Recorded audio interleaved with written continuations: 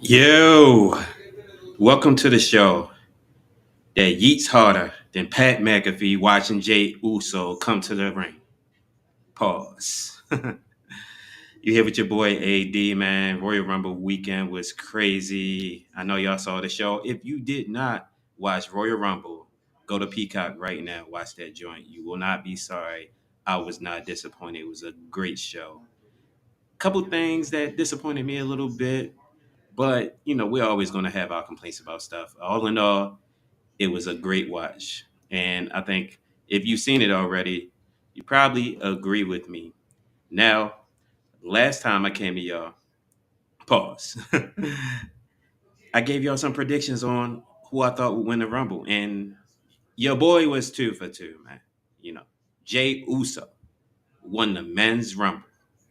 The biggest up and coming superstar on the roster, even though he's been there 14, 15 years. But has only been a solo star for about a year or so.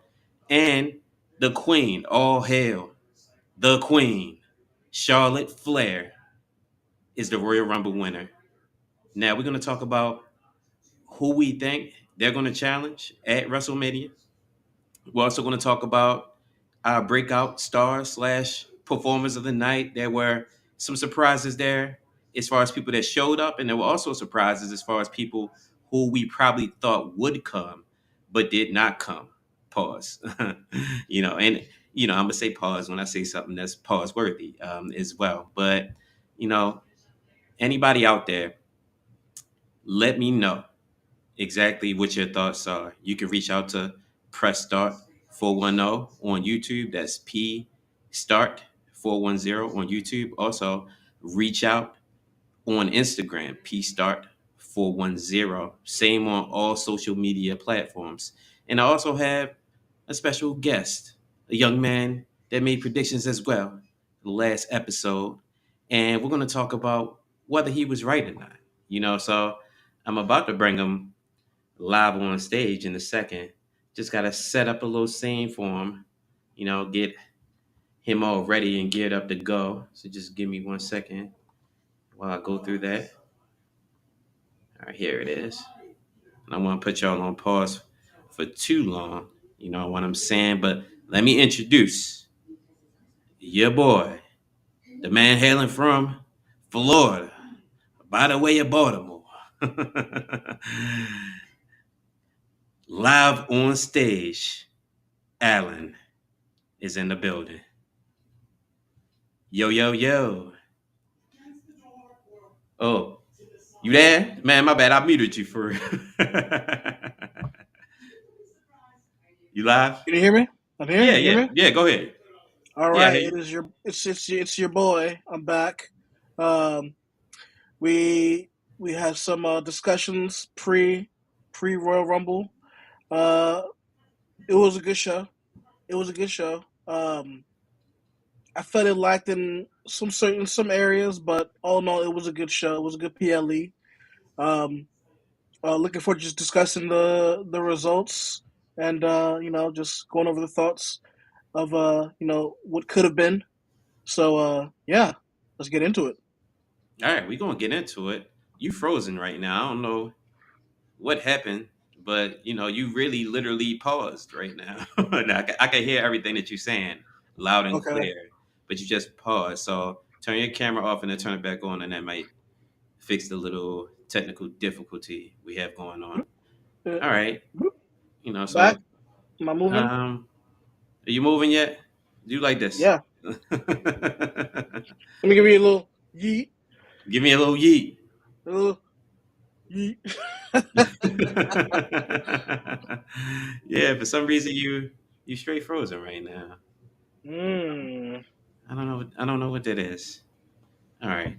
Well, we're having a little bit of a technical difficulty, but we're going to continue to talk through it because this is what professionals do. All right, Alan. Now, you made some predictions about the Rumble before it hmm happened. I So did. this was on Friday. Oh, and hmm now there you are. You're actually moving again. All right. So you made some predictions. Uh Yeet. huh. About what you thought would happen specifically in the main two matches, the women's Royal Rumble and the Yes. men's Royal Rumble. were you right, Alan, or were you wrong? Because you and I may have different opinions on who was right and who was wrong.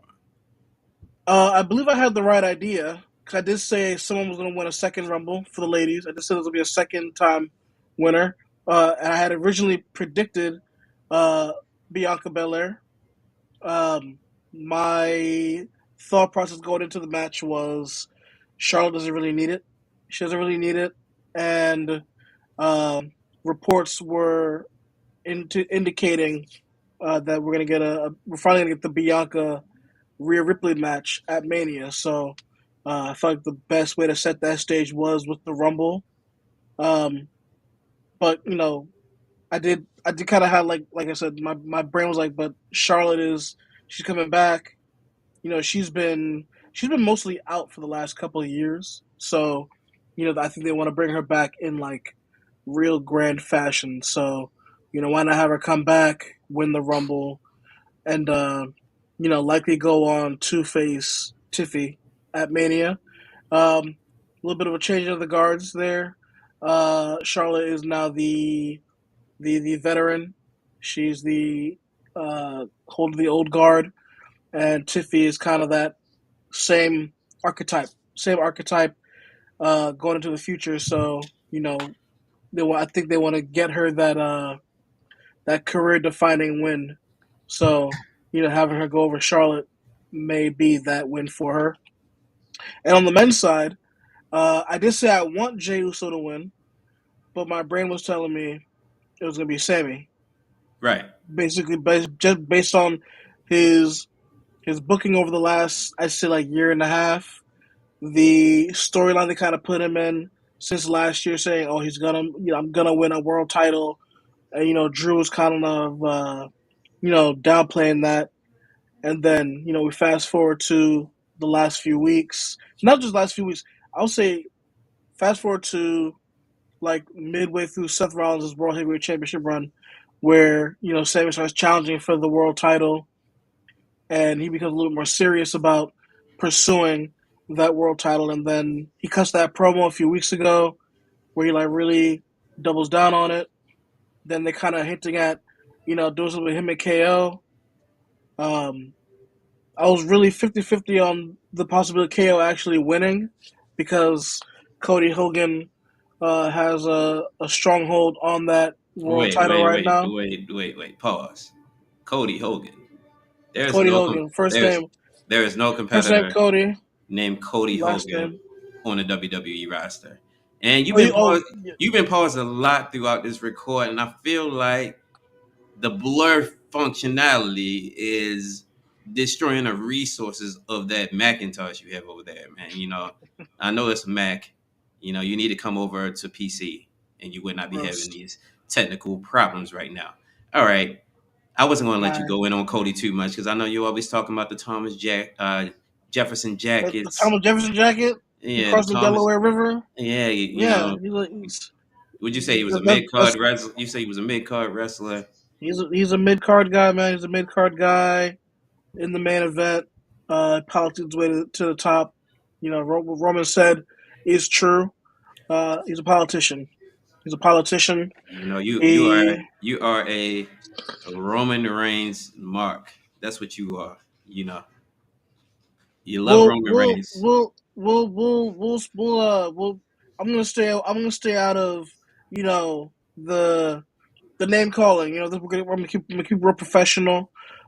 I don't want to All cut a right, promo on you you're right. right You're right. now. You're right. We got to travel too, and you know, I digress. I This, got off. I got sidetracked going in on you because you we keep started. this is business. This is a business. This is a business You meeting. started penetrating Cody. Pause. And you don't need to do all that, man. You know what I mean? He was just a sidebar of the Rumble. I know he had a match with KO, but let's Hmm. be honest. We didn't even talk about that match because it's no way either of us believed that Cody was going to lose to KO. KO right now is enhancement material or an enhancement Oof, performer. He oof. hasn't won a major singles title in 8 years. I think the last belt he had was a Universal title, and that joint was still Not like U.S. it U. was It a was a U.S. U.S. championship. U.S. championship. Yeah, that U.S. was. I mean, I don't Yeah. even think of the U.S. title as a major. When I say major belt, I mean like world title. Like Oh yeah. the last time he had the world title, I think it was red. It was either red or blue. It It was the it definitely. was, it was a universal. He got it after Finn Balor relinquished it. That So was he had the red. He 2016. had the red version. Yeah, he had the 2016 the red version. He was technically the inaugural championship, the inaugural champion. Yeah, because Um, Finn Balor Finn had it Balor for like had it one for a day. day. Yeah, Yeah, he hurt and himself in then the match with Seth Rollins. I hmm think it was Seth, wasn't it? Yeah. that was SummerSlam 2016. All right. So That was the match to crown the inaugural Universal Champion. all right. Finn won it, separated his shoulder in the match, and then relinquished it the night after. All right. So So they had the big fatal 5-way to crown a new champion. right, right. And we don't want to get off track. We're talking about Rumble 2025 in Hmm. Indianapolis. Like I said earlier, if you haven't seen it already, cut this off because we're definitely giving away everything that happened or everything that we felt like was important. Now, in the women's match, we saw the return of several iconic women. I'm going to name just a couple of them off the top of my head. Trish Stratus, who's been gone for some time. Of course, the Queen, Charlotte, who ended up winning the whole damn thing. Hmm. And I feel like the person who got the biggest pop of the night, Little Miss Alexa Bliss. Bliss. And we also saw some NXT stars come to the table. Julia was there. Roxanne, I know she's been in the Rumble before, but we haven't seen her do what she did last night in the She Rumble. set a record. She set the new record. So, who were you most excited to see? Pause. You know what I mean? Who were you most excited to see, and were you disappointed by, the absence of a couple of women who you thought might be there? Um, as far as disappointed, no. I thought they did actually a borderline perfect job filling out this women's rumble with main roster, NXT, and a little bit of surprise talent. Um, I was most excited to see Lash Legend. Lash Legend. Um, I've had high hopes for her since she was doing that little talk show gimmick on NXT. I remember I watched a match between her and Nikita Lyons before Nikita Lyons became what she is now. And I was like, this is a future women's world champion matchup on NXT with like green talent, and she's only gotten better since. Um, and she's been mixing it up with like doing the tag team matches, her and Jakara Jackson, and then also having Bianca and Naomi come down compete with them. She's competed with Bianca and Jade Cargill. She's competed with the Unholy Union. Was it Isla Dawn and Alba Fire, and she looks good. She looks good, so she got the chance to get into the Rumble, mix up with more more talent that more talent that she doesn't usually get in the ring with. Um, Seeing Lash Legend in that setting, Hey, she hey, can. Alan. Hey, Alan. Johnny Rodriguez going in. He said you're using the Dunkin' Donuts Wi-Fi right now. The Johnny from the connection. group chat. Johnny from the Yeah. group chat. I'm not gonna address Johnny because if I do, it's gonna get ugly. So Well, I'm I'm he I'm might gonna. cut a promo on you there, sir. He can do as he pleases. I don't really care. I don't deal with Johnny. All right, so we know you were excited about Last Legend. I'm gonna tell you who I Yeah, was excited to see. It's been a while since Alexa Bliss has graced WWE screen. Period.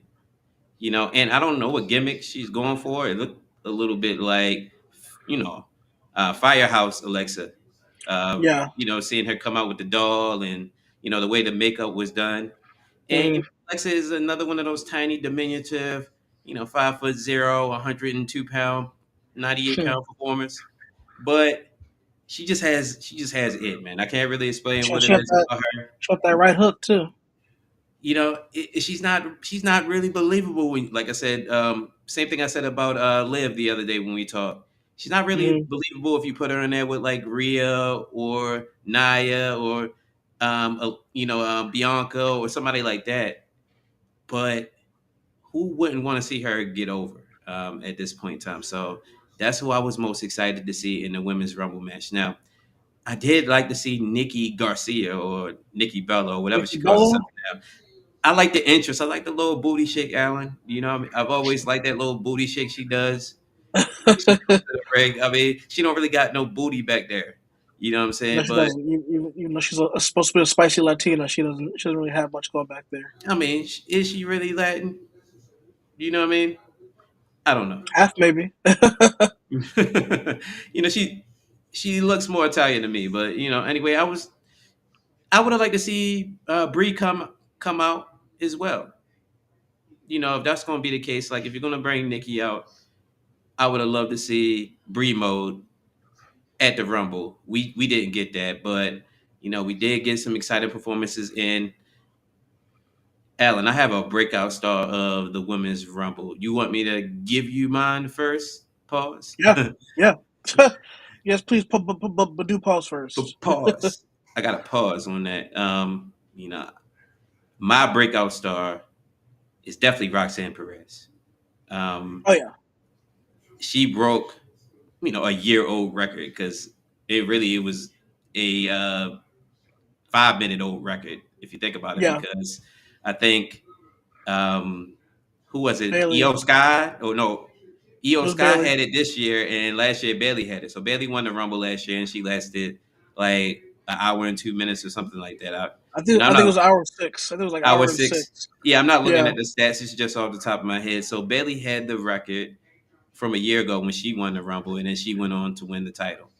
Right. And this year, Io Sky beat that record along with Liv Morgan because they were 1 and 2 in the Rumble, and that's essentially the Mm-hmm. same spot in the whether you're 1 or 2. You You start know the that match. yeah, the distinction doesn't really matter all that much. Oh, Right. but Roxanne Perez, you know, schooled by Booker T, Mm-hmm. The been prodigy. at NXT. I mean, she's been doing this since she was what 18, Alan. Yeah. Yeah, I think she Fresh was out of high 18. school. Yeah, she was 18 or 19 years old when Mm-hmm. she really started ramping up her career. And now, she's more of a seasoned veteran and she showed what she could do in there with some legendary performance. Lasted all the way to the end. She was Mm-hmm. eliminated by Charlotte. Yep. I didn't think there was any world in which she would go over Charlotte, but I found myself kind of rooting for her when it came down to just the two of them. Oh How yeah. did you feel in that moment, Alan? You know what? I actually I let myself believe that she could actually win it because I'm like, and I wanted to say, you have her as your breakout star. Like to me, she's already like she's established. She's beyond like a breakout at this point. To me, I'm like, what if they actually choose to move her like to that spot right away? Because she really is a prodigy. She has like everything down as far as what they look for in a superstar in WWE. Um, but ultimately, it had to be brought back down to earth, and like, yeah, Charlotte's gonna win this thing. Um, but yeah, Roxanne, very impressive. Um, And very John impressive. and Johnny wants to know what's next for Roxanne, and that's a great question because I was about to ask the same thing. Like me personally, I'm gonna answer it from my standpoint. I think you push her to the moon, man. Like she's done everything that you could do at that NXT level. She's been the champion. She's been arguably the biggest name, and I'm actually a bigger fan of the NXT women's division than the WWE women's division as a whole. Just me personally. For one, they got all the baddies down there, man. All of You them. know, All of them. Jada It's Parker is down there. I think she yeah. might be the baddest woman in all of WWE. Lola Vice is down there. Yeah. Carmen Jakar Petrovic, Jackson. I mean, Cara you can Jackson, you can go on and on and on about the yeah. women that they have there. But I want Kalani to. Jordan. Oh, Kalani. She did a great job with the North American title. When she, I wish she was in the Rumble. I feel like she would have done good in the Rumble. Maybe she'll be the next one. yeah, the way they doing her boy Carmelo. We might have to talk about that a little bit later when we get into the men's match. Yeah, But I thought he would go further in the match. yeah, we gonna get into that a little bit later. Yeah. with Roxanne, I think you got to call her up at this point to put her in a match and have her, last for over an hour. And it's not just that she lasted for over an hour; it's who she was in there with. You got Yeah, Hall of Famers in there. You got the top women in the whole industry in there. Giants like Nia Jax. you had the Walking NXT around. Women's Champion in there. NXT Women's Champion Raquel Rodriguez is Hmm. huge. Liv Morgan's in there. She's just coming off a Women's World Championship reign. Hmm. Bianca Belair is, one of the greatest female performers of all time. She's in there. Hmm. She outlasts her. Like, you don't do this if you don't have a plan to push her further. And if you do, then something's wrong with your creative at that point. That's Yeah, just my opinion. yeah.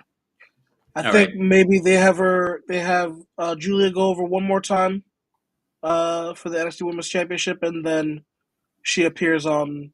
I'm gonna say probably SmackDown. Okay. So you think the SmackDown roster might be good for her?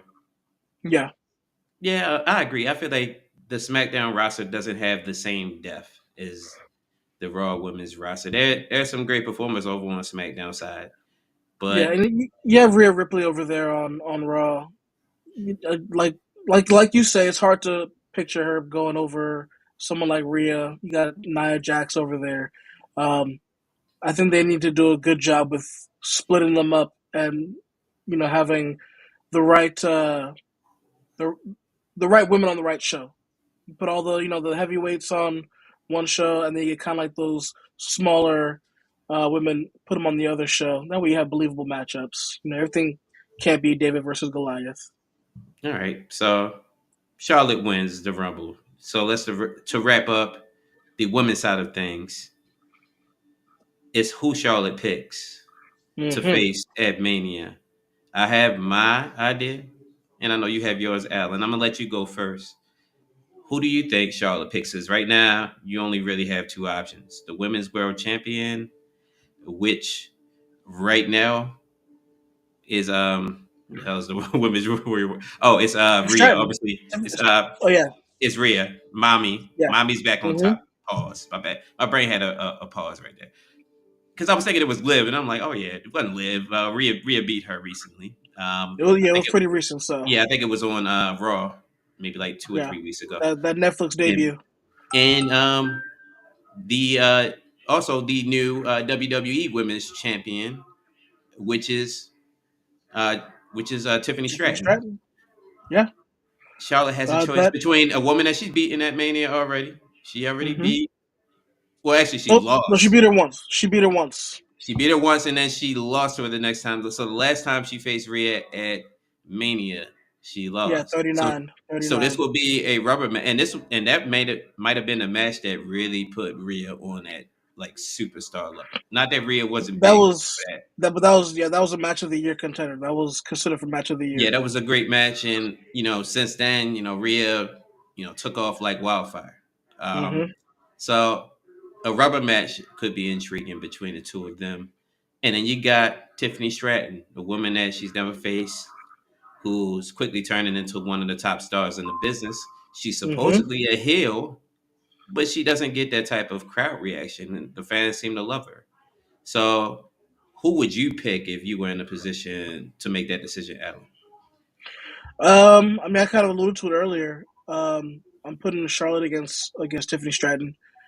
We've seen Charlotte versus Rhea enough, and I just don't really see the point of going there again so soon. They just like WrestleMania 39 still feels relatively recent, and they had that really good match. Um, I think from before that they had the match at WrestleMania what 36, the pandemic Yeah, WrestleMania. They had the match there. that was a They had completely the different character for Rhea at the it time. was it was I was that was she wasn't mommy yet. She wasn't the That was mommy that we know. The hair was different. Just the whole swag was different. You that know, was cosplay Rhea Ripley. That was NXT Rhea Ripley. yeah, she Um, was still finding herself back then, definitely. she was. So I mean, I guess that's sort of the silver lining as far as if you choose to go with that matchup again. Um, but like I said, for me, They had that match. They had the Money in the Bank match. They revisited the rivalry after Rhea won the Rumble. Um, she eventually beat Charlotte. So, do you go back there or do you kind of like again set the stage for like someone like Tiffany Stratton um, to either you know take the reins or she might also have to eat a pin before she gets one over on Charlotte. Yeah, Um, she might have to. She might but have to eat a pin. But this is the thing. Charlotte put Rhea over. Rhea paid her dues. Granted, Charlotte put her over at 39. Right. mhm. My thing is, I don't know if Charlotte is going to be okay with eating too many Mania losses. Not that she's lost often, but she has lost at Mania a few times before. And I think that it's something that you have to be less Cognizant of. you gotta, yeah, you gotta be less egocentric too, as Mhm. opposed to some superstars. Like, you and I talk about this. Shawn Michaels calls himself Mr. WrestleMania, but I But can't he think of has anybody that really took more as losses many that was losses. as big a star as him. Besides Charlotte. Triple H, Triple H has taken a lot of Mania losses. Yeah, but everybody doesn't have the personality to be able to deal with that. Like, Mhm. if you feel like you're a megastar, one of the biggest in the world, that you should come out on top. Pause. Mhm. When it comes down to WrestleMania, The show SummerSlam, of or shows. or whatever, and it's the biggest show that you get all year. Charlotte's making a comeback. I think that at this point in her career, I think she might be okay with putting over Tiffany Stratton. I feel like she should. I feel like she should, but again, um, she's Charlotte, Tiffany's Tiffany, and we know how much the wrestling culture, uh, harps on paying dues and respecting the vets. So um, again, she may have to take a back seat to the queen for a little bit, and again, after paying her dues, maybe she gets that win over her at the next PLE, or she may get it back at SummerSlam or another show. But it's kind of up in the air. Yeah, I agree. I just feel like, going back to Rhea, it's an intriguing storyline there. But I guess that one would be about supremacy. Like, who's really the The top one. performer? Who's the one? You know, Mm-hmm. because I don't know how much animosity there is between them, but I don't really know what the storyline is with Tiffany, other than they're both blondes. They're both athletic. Um, but beyond that, I don't know how she drums up enough of a disdain for Tiffany to make it believable that she would pick her. Other than, you're wearing my belt and I want it back. So But yeah, that's all you need. All you need is that, and it's just about then the belt at that point, because it's I yeah, don't see any other reason. You know, she could say she doesn't like the way Tiffany behaves, or but you can go that route. You can just go the classic. I've done what you've done. I've been in the position you've been in, and trust me, sweetheart, you're not ready to lead this women's division. And then Tiffany's like, "Listen here, Grandma, I'm ready to run this division." it's It, Tiffy that's it's, time. exactly. It's Tiffany time, It's Tiffy time. You know what she's right? gonna do. Yeah, You know. you get out all the slogans and the catchphrases, and the writing is there. They have creative to write those stories, and to me it's like it's there, and it's possible. Um, and I think you can get a great match out of those two. I think they're both very athletic. Um, they both have like they usually go like with the comparisons. Like they both have the moonsault. They both have this. They both have that. So again, old guard, new guard. It's a tale as old as time. Okay. Now let's move on to the men's side of things. As we stated earlier, the winner was in fact main event Jay Uso. Yeet. who could finally call himself main event. Yeet. Yeet. Yeet. And Who did hit it? my Who did it? music. Who did Yeet. it by himself? Yeet. No Roman. Yeet. No Sammy. Yeet. No Jimmy. Yeet. No boss man. Yeet. Just me on the Just block, me, oops. holding it down by myself. Day one Hand on my ish. waist, You know? straight face. And it was just like I talked about when we spoke on Friday regarding all this, man. Like, Hmm. he's just too over. Yeah. I hear all the criticism. Like we were talking in a group chat earlier, and everybody's talking about, oh, he has this limited move set.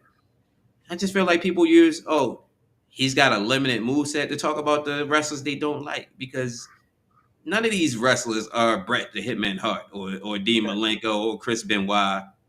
Or any of those guys who had 100 moves, 1,000 moves.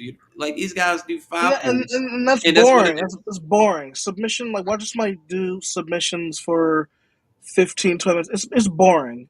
Yeah, and if you want to, I would rather watch Brock Lesnar take somebody to Suplex City for 12 I mean, minutes. and then if you think about a guy like Brock, he was NCAA champion, and he wasn't pulling out a bunch of moves. Now, on special matches, he might try something he wouldn't normally try, like that shooting star press he tried on Angle. That was crazy. Yeah, that was crazy. He That was almost wild. broke his damn neck doing that. Yeah, But he was concussed. He did get a concussion. yeah, almost broke his neck. That was crazy. But the thing is, like the top superstars, they've never really had a bunch of moves. No. But people want to use that as a reason to not get behind Jay Uso. Alan, what you supposed to say right there? Oh, you, You're oh, supposed to pause. say. Was that a pause? Was that a I pause just said moment? get. I just said get behind him, man. I ain't supposed to get behind Jay Uso, man. You gotta listen. I'm gonna give you a couple of episode. But Yes. like I said, people use that as a reason not to support a wrestler.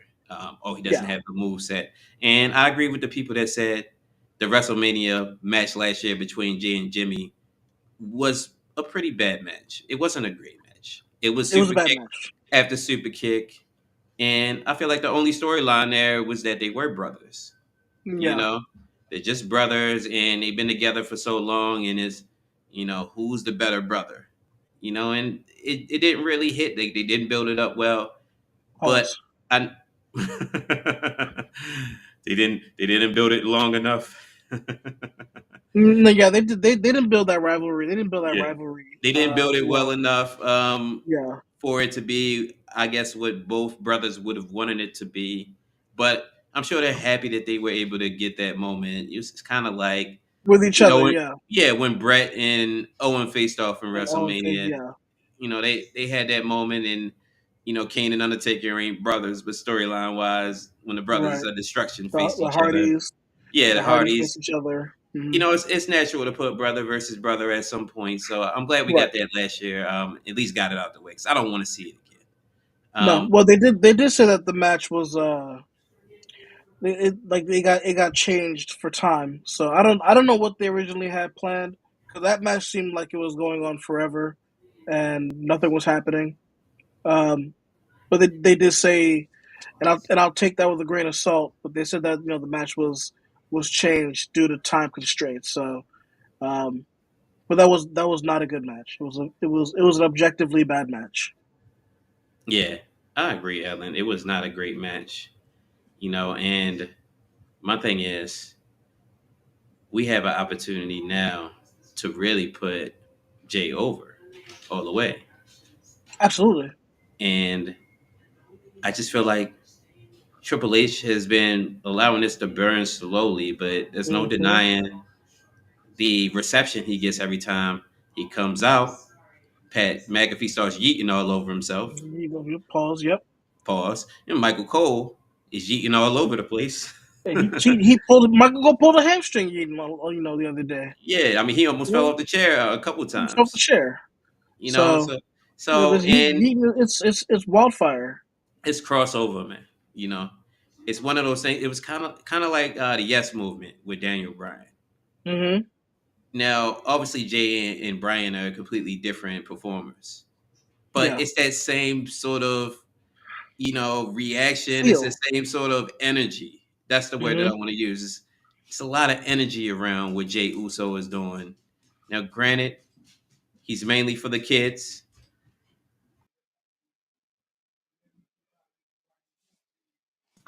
Yeah, it's mainly for the kids, but at the same time, Jay Uso is just over, man. Yeah, You he's, know, he's like and he's it's undeniable at this point. It's like the Cody Rhodes, undesirable to undeniable. The dude's undeniable right now. yeah, and if you could sell T-shirts in this era, that's what people want to see. A performer that is family friendly. Mm-hmm. You know, white meat baby face. Mm-hmm. And right now the only guy that they really have who is that is Cody. I mean, I guess you could say LA Knight.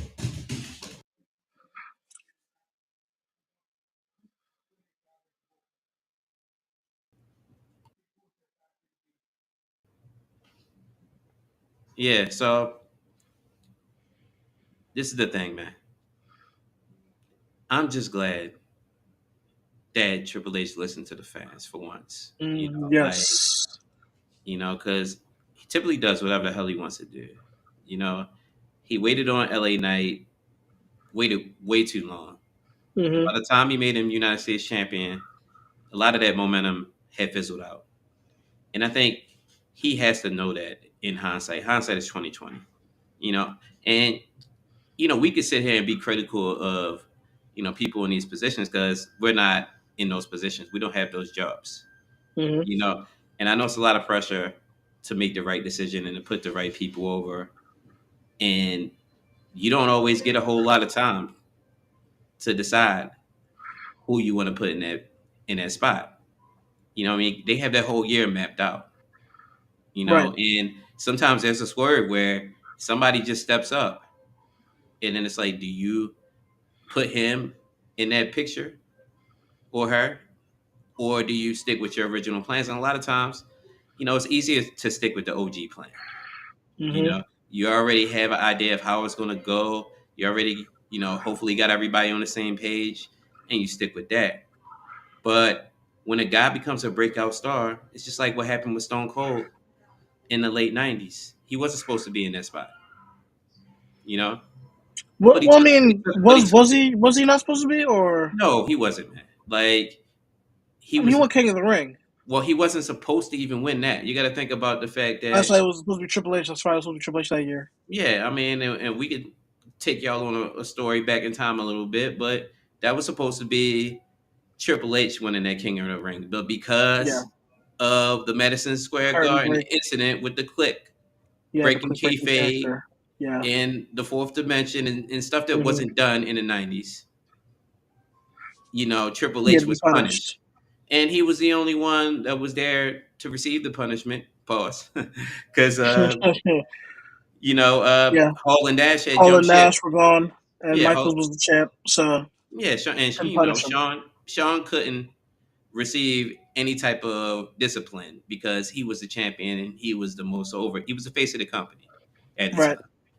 Could you So imagine though? Could you imagine though? Like, what if, like, just out of like, I don't know, for whatever reason, Vince just was like, don't do it again, and didn't punish him, and we don't get Austin 316. Can you imagine that? A world without Austin I 316? I don't want to imagine that. It's I crazy to like think about. I like how things played out, and what if Triple H was given that King of the Ring spot? Like, would he have morphed into the game? Would he have became that guy? He might. We'll never know. I guess we'll never know because Austin came out and cut the promo. Got that promo, man. Oh, you gotta do that That's promo his history. real quick, Alan. Do the promo real quick. I'll do the portion of it that I know. Yeah, do the Uh, part you know. man, let me get in the character. Let me get my Austin Come on, 316 character. Get your Steve on. But first things first, I want you to get that piece of trash out of my ring. Why don't you go get yourself another bottle of Thunderbird? Cause you can't hack it anymore, son. You keep thumping your Bibles. talking about John 3:16, Austin Washington 3:16 316 says, says, "I just I whipped just your whipped your ass." ass. Yeah, he said, you say your Woo! psalms and you thump your You Bible, suck up your Bibles. thump your Bible, Talking and about it your didn't John get you 3:16 anywhere. You didn't missed get that you part. And it anywhere. didn't get you Yeah, that's what anywhere. I do. I just part that I can remember.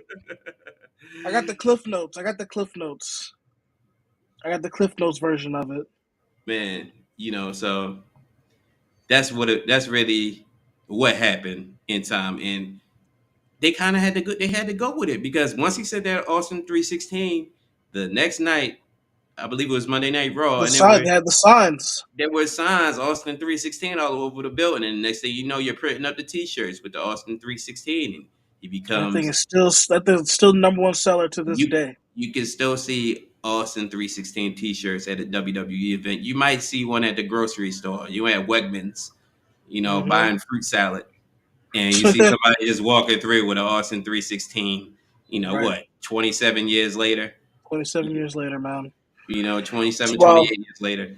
But, we digress a little bit. But my point about Jay Uso is, Triple H finally did listen to the fans. He put him in position to go all the way over this time. And Mm-hmm. it's just natural. I mean, it has to be Gunther, right? Oh yeah, definitely. I mean, he said it. He said it at the show. He said it at the show.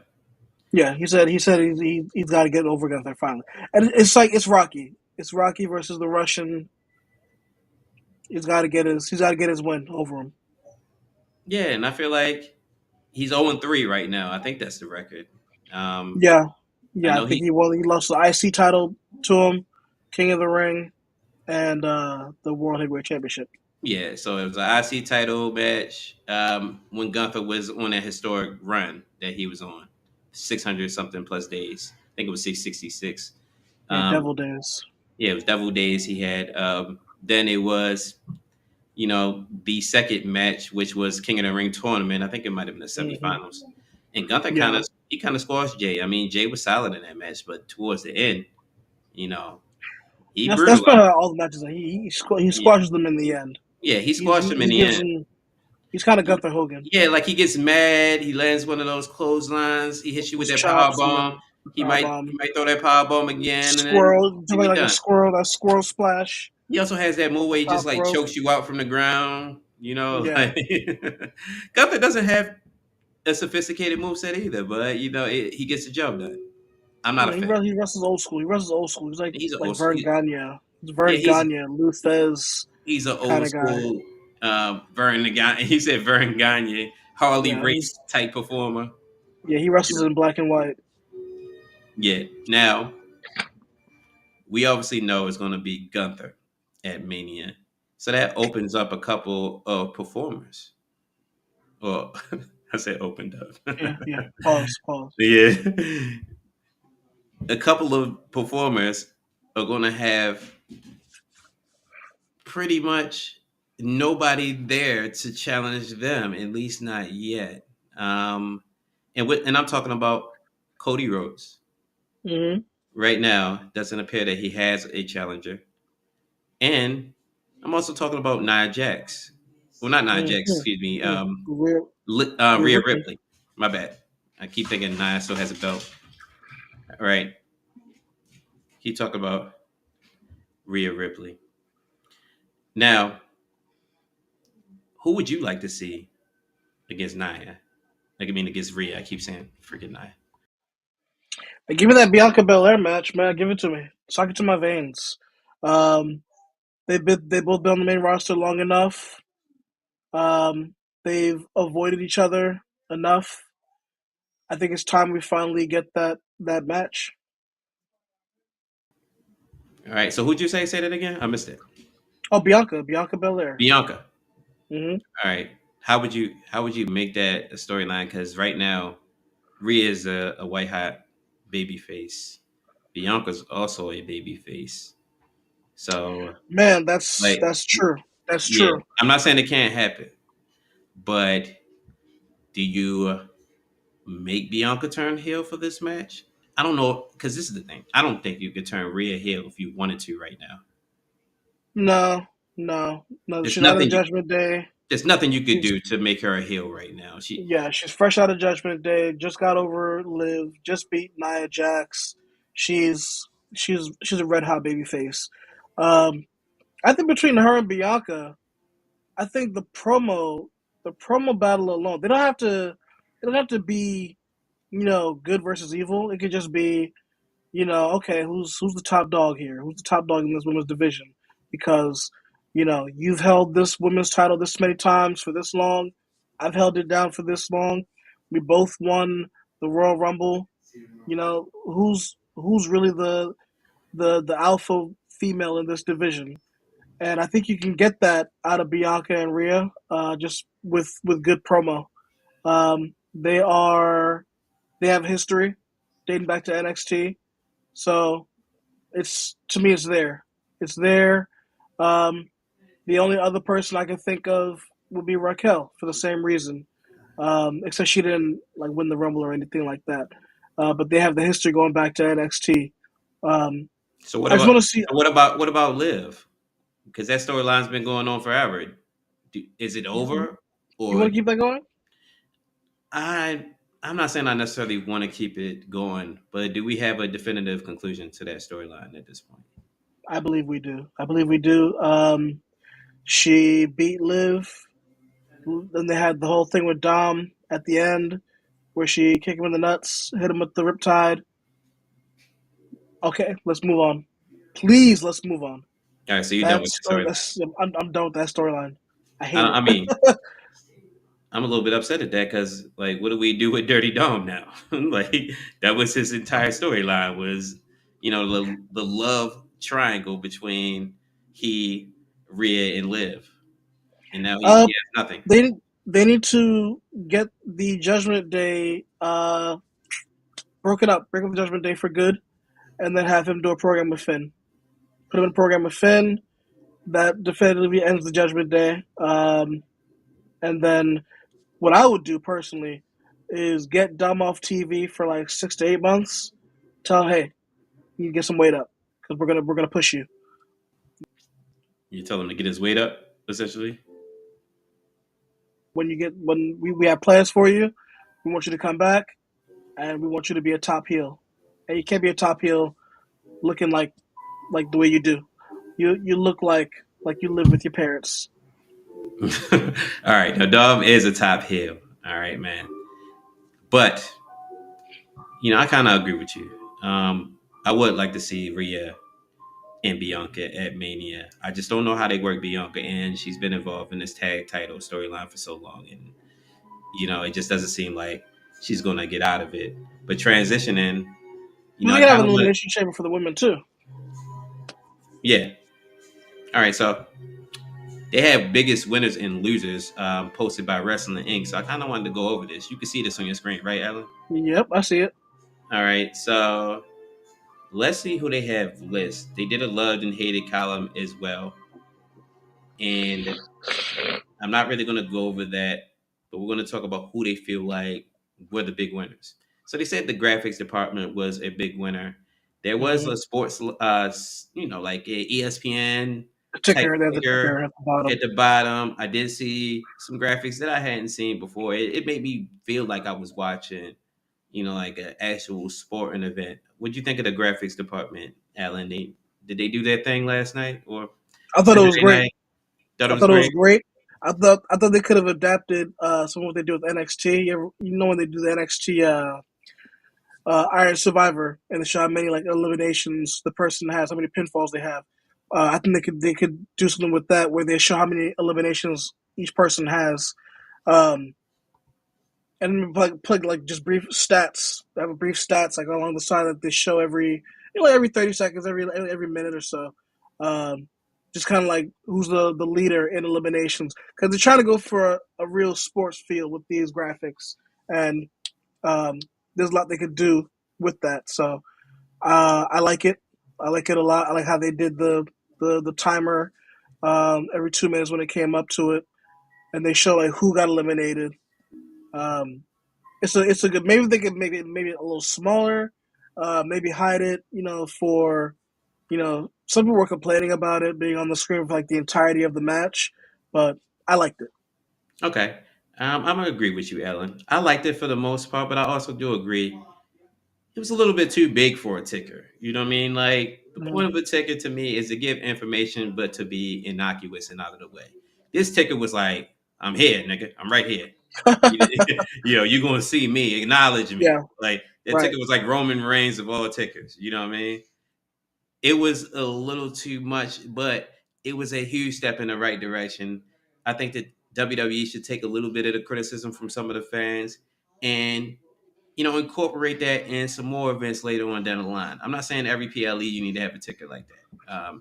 It makes sense for the Rumble because you don't typically have that many characters on screen at one time. And if you're somebody new, we sometimes think of it as people that watch all the time. We don't always think about people who don't watch often, Hmm. right?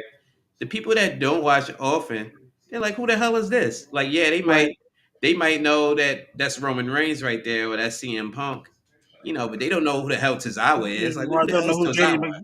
Who the hell JD McDonough? Yeah, Like, who the who's hell that? is JD McDumbass?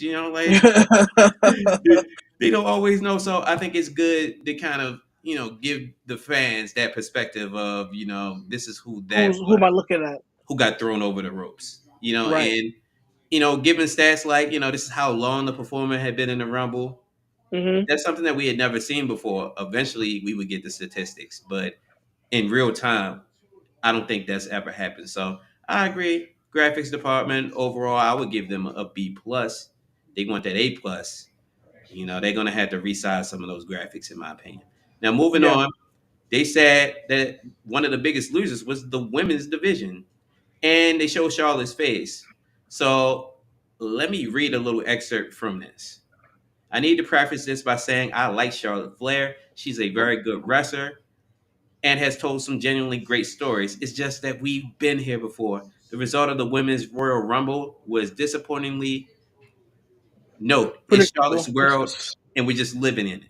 There was something fresh about the WWE Women's Division with Charlotte Flair gone, especially with the introduction of two women's mid card titles. So they have the U.S. Women's title and now the IC Intercontinental Women's title. It felt like they had some more breathing room, and outside the main event feud between Rhea Ripley and Liv Morgan, it felt like anybody could break into the upper echelon and end up women's champion. There was a suffocating feeling to Charlotte's entrance. The fact it occurred at lucky number 27 spot added a certain grown worthy predictability. So 27 is a spot where I believe the most performers all time have won in the Royal Yeah. Rumble. So Charlotte coming out 27, it's kind of like, all right, she's going to win, you know? Yeah. It was very on the nose. For a brief moment, I thought Roxanne Perez might be really skyrocketing in favor with WWE until I realized it was just there to give the people like me hope. There's a whole mid card to the women's division now, and I can't help but feel like Flair just put a big glass ceiling over it. All right, so pretty much what they're saying is, and my bad, I read too much of that. I feel like they're saying, all right, Charlotte has been champion before. She should let somebody else play. You know, she's had, too much spotlight. Yeah, it's not even she's just And been champion. She won the second women's was it second or third women's rumble. And we're only what 7 years into there being a women's Royal Rumble. There's to me no reason why someone should be winning a second one already. But you know I mean, when Ellen, the but you predicted that it was going to happen. So, I well, you predicted not, I well, you the said reason why I Bianca predicted at is first, because and then you said, well, I could really see Charlotte it winning. happened with Charlotte. And And the you were reason why I right. feel like the only reason why I feel like someone's gonna win a second one is because we haven't really seen that much talent in the women's division grow to where they're gonna push somebody to that point. I had talked about like Mia Yim, starting to get some traction. You guys, Um, please start calling her Mi Chin. You Mi would have Chin. calling her Mia Yim. You want me to call by her slave name? Her Mi name is Chin. Mi Chin now. Mi Okay, Chin. Mi Mi Chin. Chin. So as I was saying, Mi Chin has been getting some traction and getting pushed, on SmackDown, and I'm thinking, okay, maybe they'll surprise us and pull like a Jey Uso move, and have Michin go over and win the Rumble. But to me, it's not as her rise has not permeated the way that Jey Uso's had. has. Plus, he's been steadily on the rise for the last 4 years. She hasn't had as much time. Um, I so there's mean, that's my whole thing is, and you kind of alluded to this last time we spoke. There really has not been a breakout performer that I could have seen winning the women's rumble, and you said the same thing because you said maybe Bianca or Charlotte. Those are obviously two women that have done everything you could do. Besides right. win the women's mid card titles, which they'll probably never be in position to win, because if Charlotte or Bianca or anybody of that status, I could even throw Bailey like kind of in that mix, or and at this point probably Rhea and Becky if she ever comes back. If any of them win a women's mid card title, it'll be just so they can win all the Yeah, belts. for a Grand Slam. It'll be like Yeah, a Grand Slam thing. It's not gonna be because they need those titles, right. you know. It's So for the it's for the fanfare. my whole point is I understand what Wrestling Inc. is saying here, but I disagree because you can't just put anybody in the main event right now. And you already have a performer who I'm not going to say she's green, but she's not well known besides with the niche super fans, right? Like if you're a fan of WWE, obviously you know who Tiffany Stratton is. But Yeah, you got to stop thinking like a fan sometimes. There are people who watch WrestleMania who only watch one event a year. They are not going to know who the hell Tiffany Stratton is. So imagine putting her in there with Michin. That's a bathroom break special, you yeah, know, for yeah. somebody who is not invested in these characters like that. Right, Charlotte is like, oh, I know Charlotte, right. She was I'm, the one that I watched a couple years ago. I watched the one a few years ago. She was in that, so and she's Ric she Flair's has she has the daughter. record. She has the recognition and the name. So She has the interest. She has the robe. She's Flair's daughter. yeah, She's box office. Like she is. until they build another woman to be box office, it was either going to be Charlotte or Becky in that spot, probably, or potentially Bianca. But nobody beyond that. It wasn't going to be Liv because they already gave her the spotlight for all that time. Yeah, You know, so it was obvious to me from the outside looking in that it was Charlotte's to lose, and it was probably hers to win at that point in time. Now, they said that KO was a big winner. Now, I'm not even going to read what the hell they said about this. I don't think KO was a big winner. I think that he lost just like you thought he would, just like I thought he would, just like anybody with half a brain probably thought he would.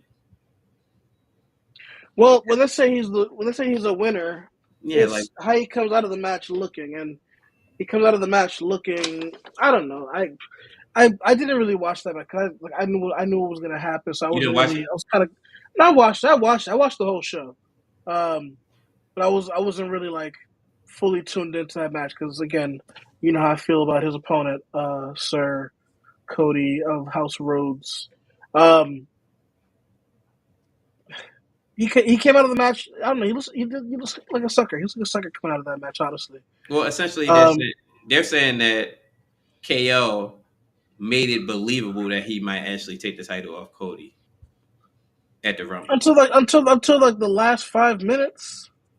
I mean, he got Alabama Slam through a ladder from the top of the announce table. I don't know if I've ever seen that shit before.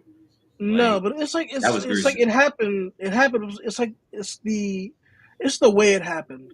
You know, how do you to me? How do you go from fisherman bombing this dude off of the top rope onto a ladder, and then when you go to pick him up, he's just like, "No, I'm back. I'm Cody Rhodes. I'm gonna fight you off," and then he fights you off, and the Alabama slams you through a ladder off a table, and then you lay there with your dick and balls in your face, you know, and he's climbing the Man, ladder, taking his sweet time climbing the ladder. That's what bothered me the most.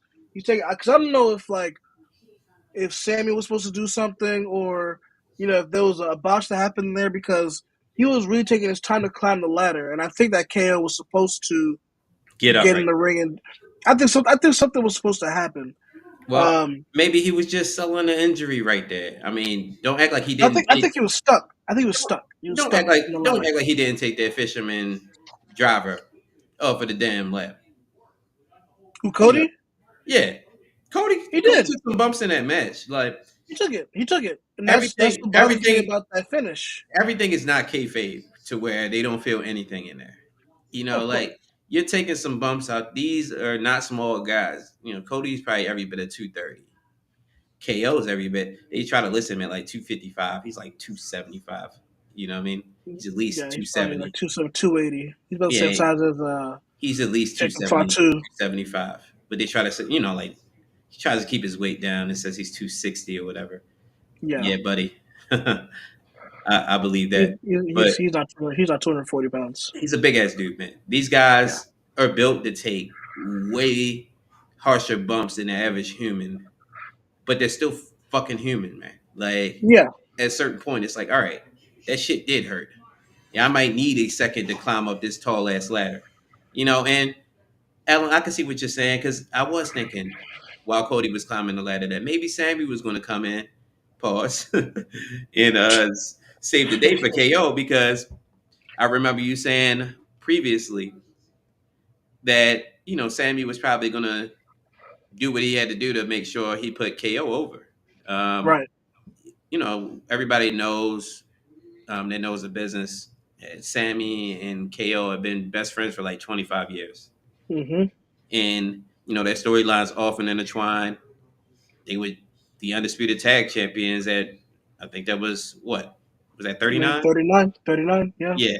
So they beat the Usos in which was considered a main event, I guess. I think it was night one, right? Night Night one, one night main one. event. Yeah. Yeah, so they beat them that night. That's back when they had those ugly red and blue, tag championships I don't with ever want the to see those again. Spartan helmet on them, like the worst Smart belts in hell, man. history. And oh yeah, Oof. we're definitely gonna rank the belts at some point. Just gotta find a time to do it, and Yeah, we can do it on a historic level, or we can do it with the current iteration of the titles. But pretty much, that'd be easier. yeah, it seemed like Sammy might break in and help KO win, and then potentially we could have got Sammy and KO at Mania for the title, but the odds of seeing Cody losing before Mania were like 0.0.00000.1%. Sometimes you gotta dream. You gotta dream sometimes. You know. I mean, yeah, you got a dream, but come on, man. We just literally To me, had it would have been a good swerve. It would have been a good swerve. that was a 4-year reign for Roman.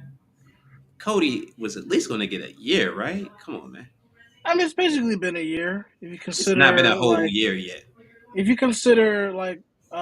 was it last year a leap year? Last year was a leap year, and then all of the daylight savings times.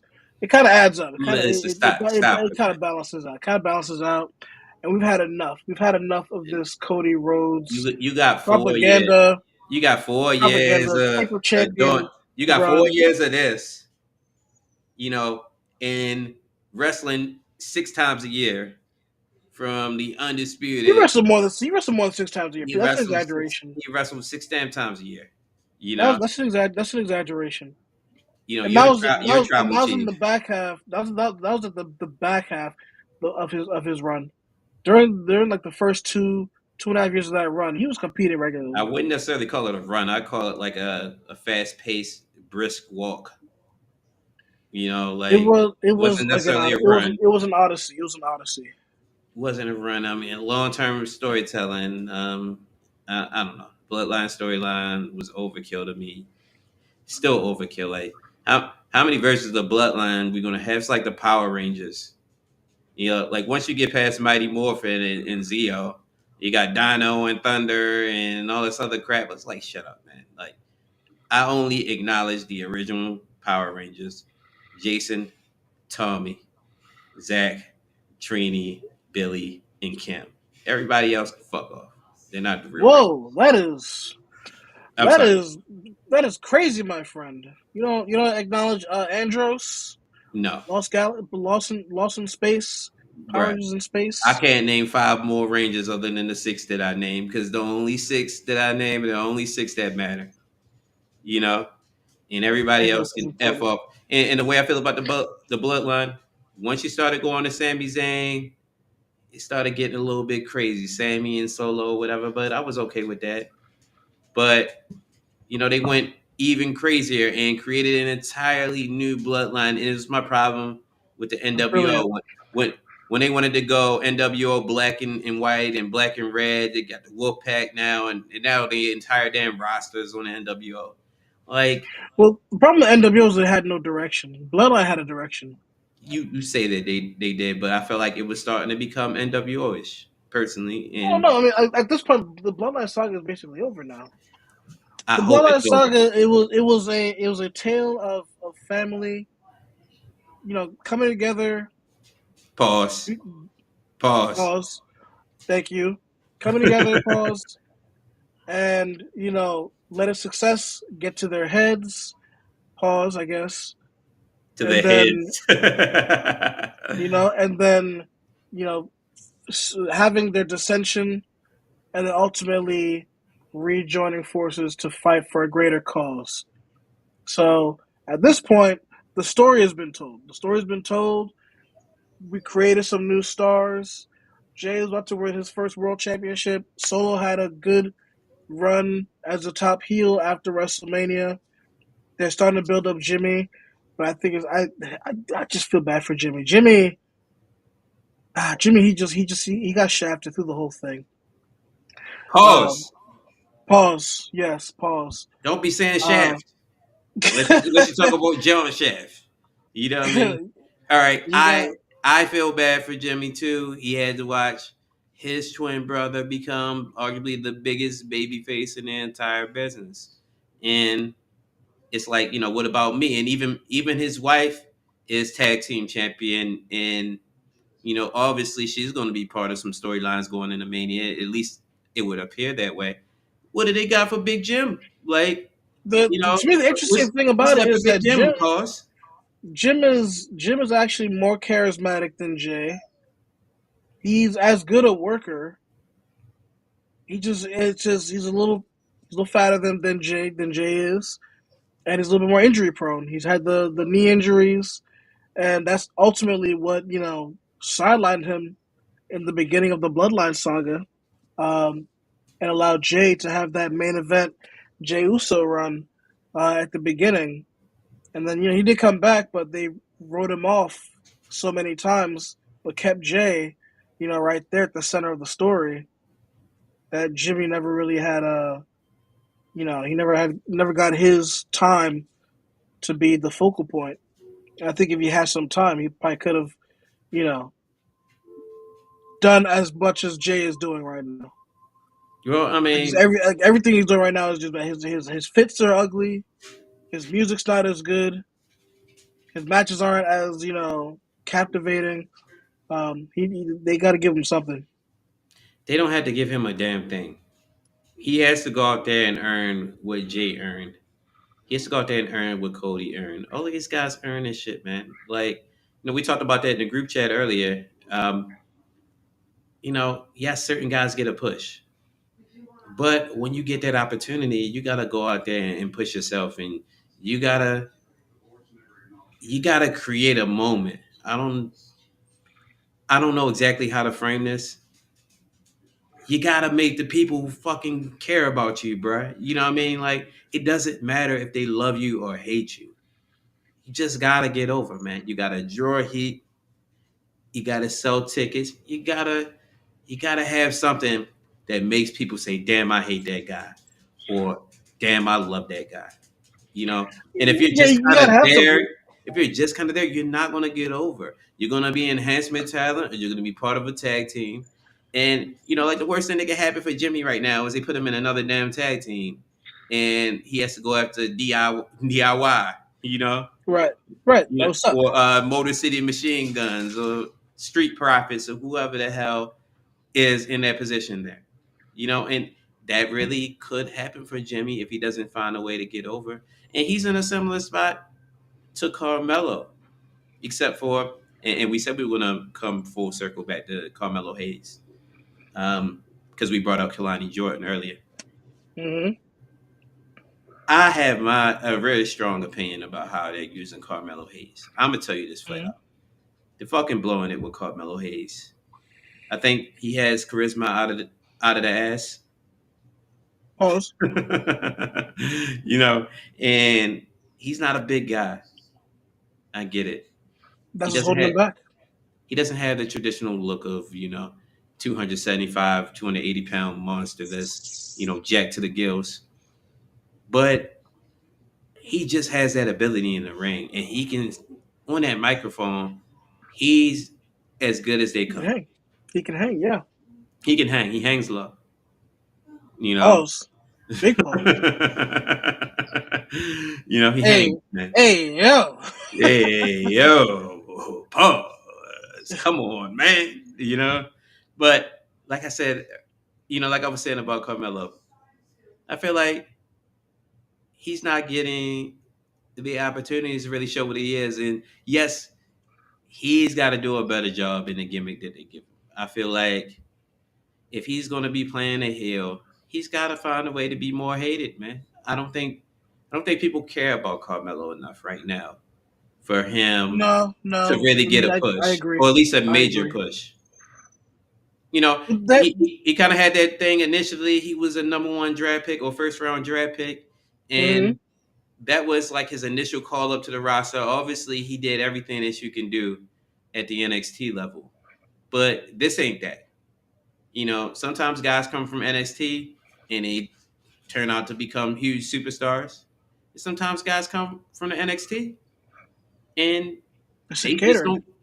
don't, yeah, they sit and cater and they don't have storylines drawn up for them, and they're eventually released, fired, or, just fizzle out all the way.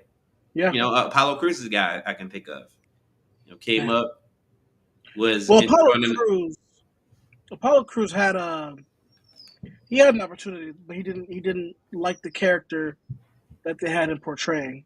What were they had him doing the Nigerian prince? Man, he won the IC title at WrestleMania. yeah, He had that a win Prince. at WrestleMania, I mean, that Prince gimmick was his best gimmick. but he didn't like it. He didn't want to do it. I don't give a fuck what you want to do, bro. You Hey, do I'm you just do saying. you do it, or you find another place to work at. You know, Or at least don't complain, and he doesn't is complain. So is he is he saying that gimmick wasn't his most over gimmick as part of the main roster? Because I'm I, pretty I think he sure. just I think he just didn't like having to do the accent and doing all that. But Who cares? hey, All right, bro. It's Booker T spoke like a fake British prince for an I mean entire year. that was for the sake of comedy. Oh my bad, I don't think King King that Booker. was because he won King of the Ring, so there was like a whole thing with that. So to me, that's a little bit different than Apollo Cruz. Not having to use a clearly fake Nigerian accent. Uh, Was for a Booker's character, accent but not clearly fake? it was. But again, that was a comedy thing. That was a comedy thing. Whereas, you know, Apollo Cruz, that wasn't a comedy act. He was he was basically Idi Amin. He was basically portraying Idi Amin as a wrestler. Um, I guess he didn't like it. Man, So I felt like it was a tremendous gimmick in it it. was. I thought it was. I thought it could have. I thought it could have been. It could have grew into like a bloodline sort of thing where you had like a Listen, whole bro, stable. when you're the type of heel that gets booed out of the building, that's big money in that. It's certain. This is my thing. Certain guys understood that. Like, I don't know if you've ever watched the show Heels. I started watching it. I never got. Yeah, I never really got into it. but I saw every episode of Heels. But pretty much, the owner of the federation or the wrestling league on the show is the son of a legendary independent wrestler. And his dad was a baby face, like the biggest baby face in that area. But he goes on to be like the biggest heel in that area. So Mhm. he brings his brother in after his dad dies, and his brother's like a natural baby face. Mhm. Everybody loves him, and he loves being a face. But then eventually there's a heel turn, and he hates being a heel, but it's working, it's drawing heat, but Mhm. he doesn't care. It's like you have to get to the point where, as a performer, it doesn't matter why they come to see you. It just matters they come to see you. Yeah, most people want to be liked in this life, but this is how I feel about it. It doesn't matter if people like you, bruh. You know what I mean? Like, it does not really matter. It matters Right? if It's like, people are they care responding about to what you? you're doing. It Yeah. matters if they care. Now, if that's being a babyface and people cheering and buying your t-shirts and taking pictures and all that, then that's what it is. But if that's people booing you out of the building every night, Dominic Mysterio gets booed out of every building he steps into, but he gets a check every time he appears on that screen Hmm. because I think he's gotten to the point where he doesn't care as long as he's getting a reaction, and he gets Yeah. a reaction. Logan Paul, same thing. Every time he gets on a microphone, they boo him out of the damn building. That heat he had on Monday was Man, he wild. had Dominic Mysterio level heat Yeah. when he was cutting that promo. I think it was Gunther and Seth in the ring. Seth Rollins. Yeah. Yeah, and he cut that promo, and like you couldn't even hear what he was saying because the boos were that tremendous. It was crazy, Yep. And you then he know. did So, the crowd, and he started doing crowd work. I'm like, this guy knows what he's doing. so really, man, like I want wrestlers to get back to the point of, to me, my favorite wrestlers could be both heel and babyface. Yeah. You know, a lot. Some of Steve these guys, some of Austin's, these your guys is Rocks. they one trick ponies, bro. Yeah. If they had to be babyface, they couldn't do it. If they had to be a heel, they couldn't do it. And to me, I like Triple H is a guy. He could do both. Shawn is a guy. He could do both. Brett was simultaneously loved and hated in two different countries Hmm. at the top of his run, or near the end of his run, I would say in WWF. When he formed that new Heart The Heart Foundation. Foundation. Yeah, so he had Pillman and Owen and those Canadians with him, Bulldog. Hmm. And every time he came to America, he was booed out of the building. Hmm. But anywhere he was in Canada, whether it's Vancouver, Montreal, Yeah. Toronto, he They was just couldn't boo shared. him. He was a hero. He was a hero because he was Brett. So my thing Hmm. is, you know, you got to get over how they're using you. And if they're using you as a heel, you got to find a way to draw heat, even if you don't like it. Like Carmelo's being used as a heel, he's got to find a way to really be hated by the crowd. I personally think he would be better as a babyface, you know, but the company obviously doesn't agree with me, because, and this is my thing with WWE right now. You got too many heels, but none of those heels are really, really over. Besides the two guys I named, Dom and Logan. And I guess you could say Drew, but I don't. I guess Drew's really a heel now. I mean, I don't I really mean, consider Drew a full fledged heel, even though I because know that's a tragic. he doesn't get booed, but he's clearly a bad guy.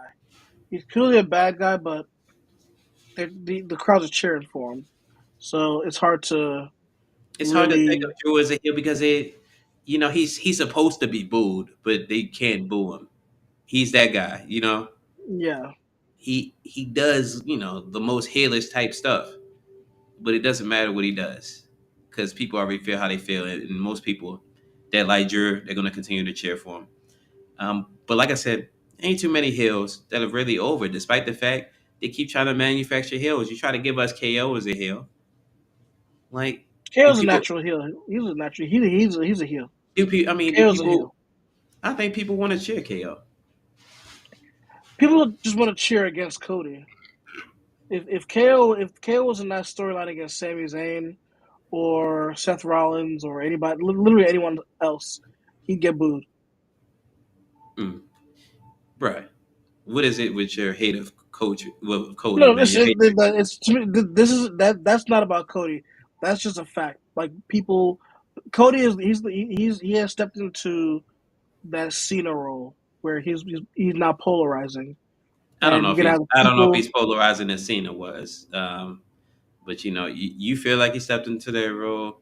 I feel like Cody is probably 80% loved, 20% hated. It was a time where Cena was probably 50% loved and 50% hated. He was loved by all the kids, anybody under 14, and he was hated by everybody 14 and over. That's what Well, Cena yeah. was. I mean, Now, to me, that's kind of to me again. That's kind of where Cody. That's I don't think he's there, but I think he's getting close to that. Unless they do a character change with him. Um, but for the most part, like again, you watch his the majority. So if you like go on the internet and you listen to like people talk about his matches, like all his matches aren't that exciting. They're boring. It's you know, again, this is just me. This is just me quoting the internet. listen, The whole Cody pause, Hogan thing. pause.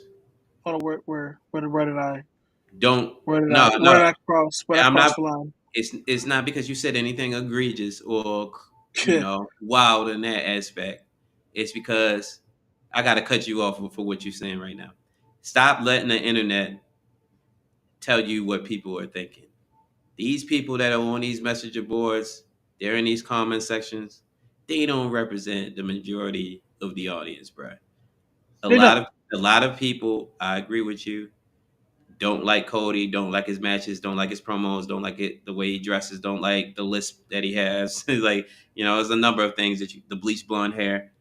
The A dead lot of people, eyes. some people like you think he's living off of Dusty's legacy. Um, I could throw all the things that they say about Cody out there.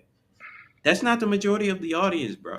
The majority Mm-hmm. of the fans love Cody Rhodes. Every time I've gone to an event in person, I hear overwhelming cheers. Now, if you ever been in a stadium when John Cena was performing, and I'm talking about, you know, John Cena probably, post 2008, 2009. Yeah, like 28, like 2008 to like 2015 ish. Yeah, like that era. Not Before 2004. you went like fully part time.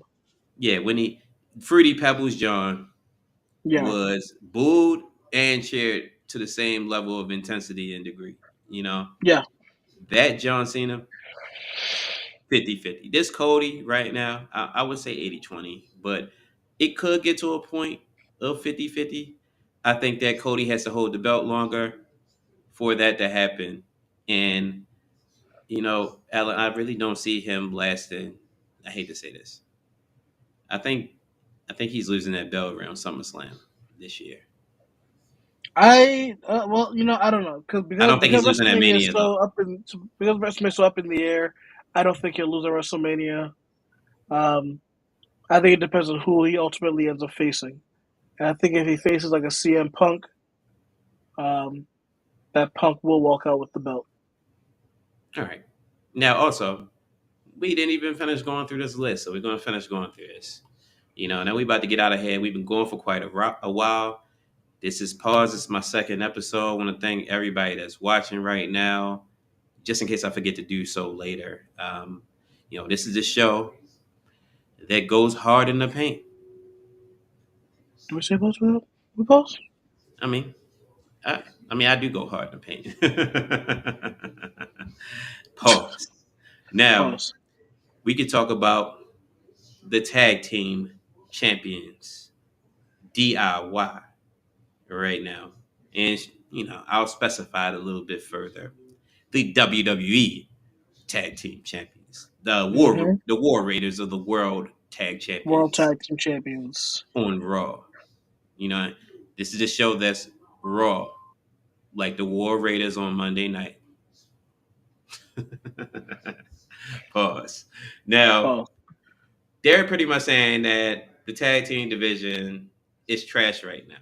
You know, I'm not even really going to read what they're saying, but essentially, they're saying that nobody really cares what DIY is doing. Nobody cares what MG is doing.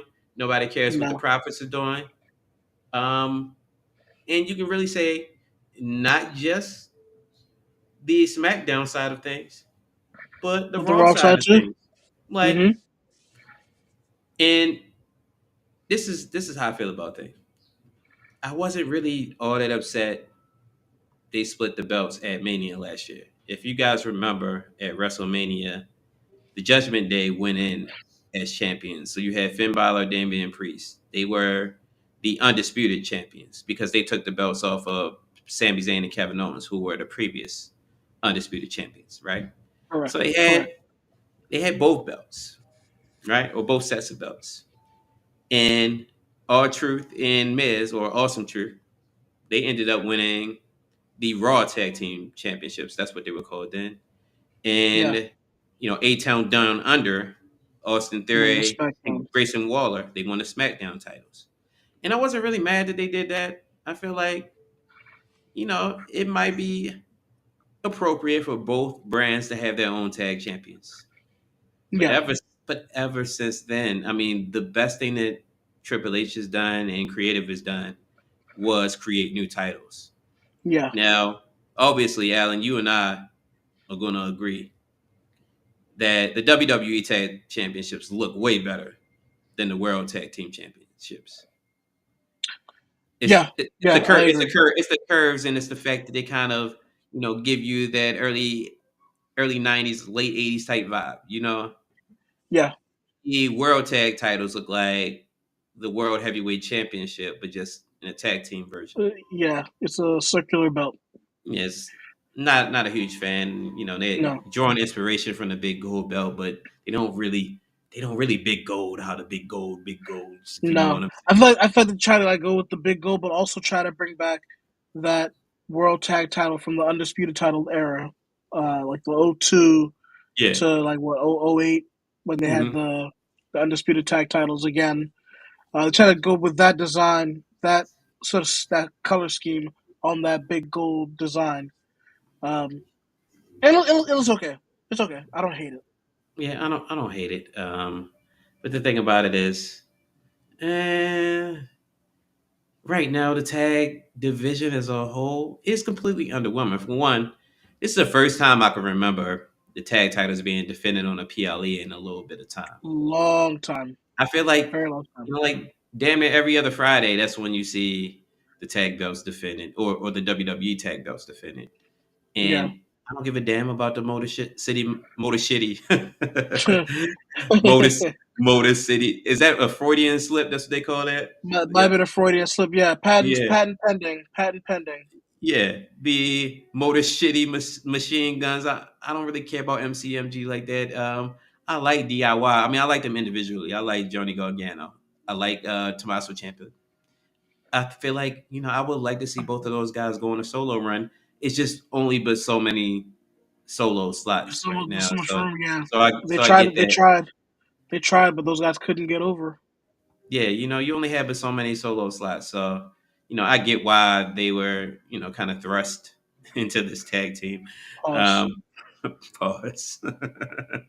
NCMG, these guys, I think I said it last time we spoke, last episode, they're about 212 pounds soaking wet combined. You Yeah, those know, guys are tiny. Those these guys are are tiny. tiny little guys, but they're very good performers. I don't want to take anything away from them. The Profits, I just hate it, man. I'm tired of them, and I'm a Montez Yeah, Ford fan. those guys need something. Like, But no, and you know what they need. it's You know what they need. They need Montez to turn on Dawkins and just go straight heel and lean into that. That's what I want to see. I'm tired of those dudes together. They don't really I work would rather see Dawkins anymore. turn on Tez. I'd rather see Dawkins turn on I Tez don't care how they do it, Alan. I don't care who because turns on who. Tez to me is what I think you want Melo to be. I think he can be a great baby face, especially if you pair him with Bianca from time to time, and he can be something huge. Pause. As a single star. Um, you have Dawkins turn on Tez. They do a little program, back and forth, maybe 2 or 3 months. Tez eventually goes over, and then strap the rocket to him. He could be a solo star. I just think Tez can't. He doesn't know how to reel it in. He doesn't know how to reel it in because sometimes when he's Pause. out there, it's like you think so, reel it in. Well, okay, we'll pause on reel it in. Um, I think he needs to learn. Okay, I'm doing too much out here because like if he's gonna be a baby, if he's gonna be a heel, he can't be out there, you know, clowning around. You gotta really be a heel. You gotta beat somebody down, straight face, no shaking the ropes, all that DX crotch chop. You gotta find your find your mark. That's why Well, I think Dawkins has the temperament to be a better heel than Tez. So you have him turn on Tez. They do a little back and forth program for a couple months. Tez goes over, and they strap the rocket to him. It's that simple. But yeah. again, it's crowded at the top right now. So it's like, do you strap the rocket to him and then, shoot him into the mid card, give him an IC, give him a US title run, Well, let you I get stuck mean, there? the thing with the U.S. title right now is it's really just a placeholder. Like Shinsuke has that belt right now, but who cares? Right. I believe like 3 months passed before Shinsuke even defended it. You know, Yeah. it was a crazy amount of time, and it was like, I think where's like the 100 U.S. days title? and then, yeah. No, granted, we knew why the belt wasn't defended like that when Logan had it. I mean, he's a Right. part-time performer. He's a part time performer. So Even obviously, LA Knight hardly defended the US title when he had it.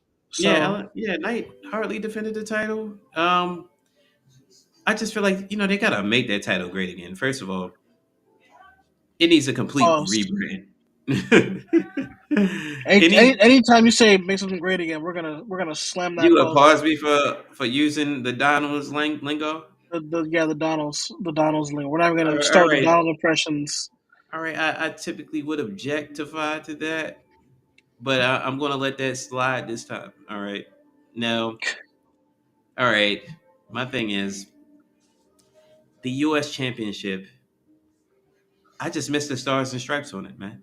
Like the U.S. That title. I belts, remember, yeah. and not the spinner version that Cena put together. That was trash. No, But the the regular one one, that Cena regular had US. later, the Yeah, one Sheamus had, the one Kevin Owens had at one point, yeah. Rusev had, like, That one before the MVP one. Before that MVP hideous belt. yeah. I wish they'd get rid of it. I hate that belt. Now, granted, you don't always have to go back to a title, but one instance that it definitely worked was with the IC title, bro. You know what I mean? Yeah. As a matter of fact, I think I can show you real quick just so you can see. Like, obviously, you can Google it. I'm gonna get up and grab this. I'm just in my camera for like 30 seconds. Oh, no, go ahead. Go ahead, do your thing, man. Do your thing. All right, here we go.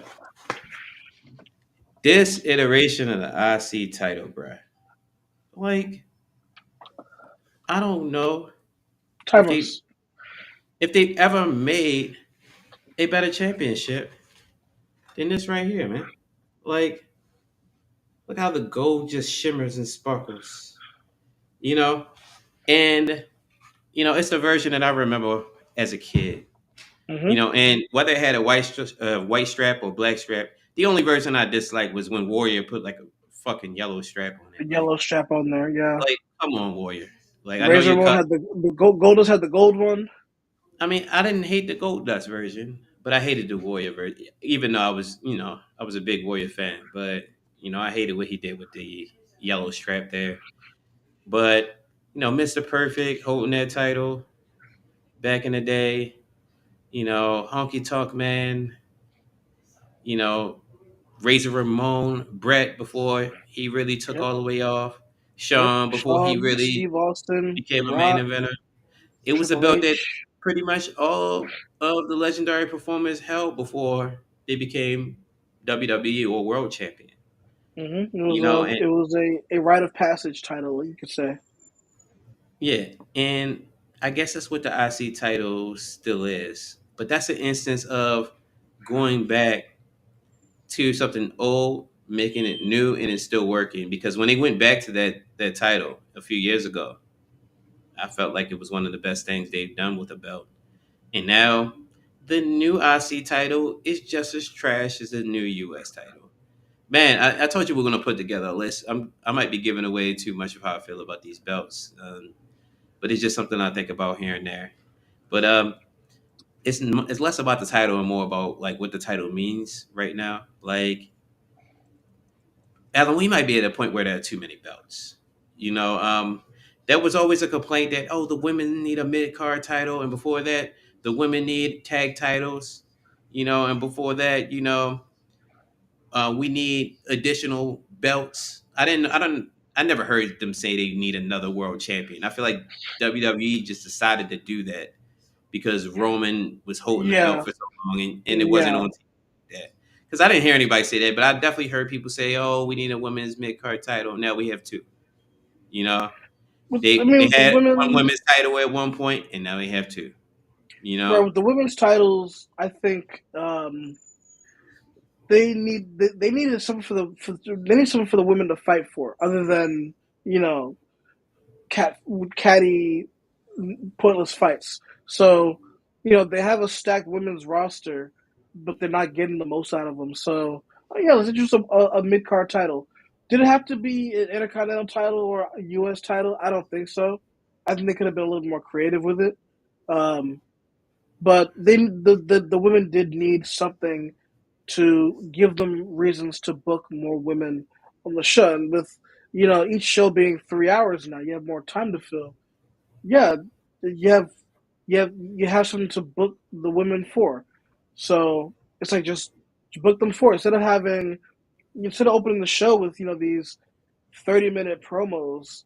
You know, you can open the show with you know a women's IC title match. You can open the show with a men's tag title match. You can open the show with a men's U.S. title match. There's no reason why these belts aren't being defended. They have these 5-match PLEs that are, it feels like 60% ads, 40% matches. We need to find a way to get more matches on these match cards so we can defend these titles because, we say the titles are props, but, they're also it's merch. And if you're trying to sell merchandise, who wants to buy a tag title replica belt for a belt that's never seen on TV? Make these belts mean something. yo, that's You know, the problem with the PLEs is this is why you're seeing so many ads, Alan. They went to this subscription based model. You know, instead of and don't get me wrong, Alan, I'm not advocating for the days of $50 pay per views. right. You know, where if you wanted to watch every WWE major event, you might kick out $500 that year to do that. You know, and now, pretty much if you got Netflix, and you It's got covered. Peacock, you're pretty good. Yeah. You know, so you talk about maybe $20 for Netflix, another 10 a month for Peacock. I guess it still amounts to about $350 a year, but you're still getting the whole gamut of programming that those streaming services provide. You know, you're not just relegated to only watching like PLEs or WWE events on those. So, my whole thing is the ads have taken over because of how we're consuming content now. You know, we're consuming content on these streaming services, and the reason they're able to exist is not just the subscription model, but because they're just going to hit us with ads, and those ads are paying. Whether it be Doritos or Right. Cialis, Uh, Pepsi, Pause. Wingstop. Yeah, you're right. Wingstop, Yeah, Church's Chicken, Popeyes Chicken, Don Julio, yeah. Popeyes, whatever. Whatever it Um, is that's the reason why they're able to. Well, one of the reasons why they're able to generate so much revenue. And I think that there needs to be a better pace of spacing because it comes down to WWE shows way more backstage segments than most promotions. I think that they want you mhm, to be invested in the storylines of the characters, the mhm, personalities of the performers, this, that, and the third. But that also takes away from the in ring product because you have all of these ads, then you have all of these segments to try to book a match or get a match going, and then you finally have the damn match, you mhm, know, and that leads to a 3 hour program where you only got 6 matches.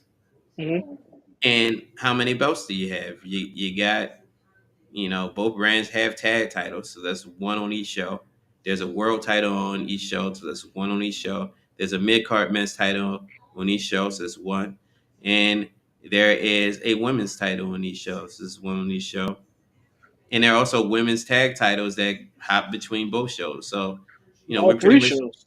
yeah, they go between every show that they have. So really, each show has like five champions. Yeah. You know, with each show having five champions, and you only got six matches, the champions really would have to be in every match if you're going to see them. I mean, that's if you're gonna have every title defended on the show, and I don't expect the world titles to be defended on every show.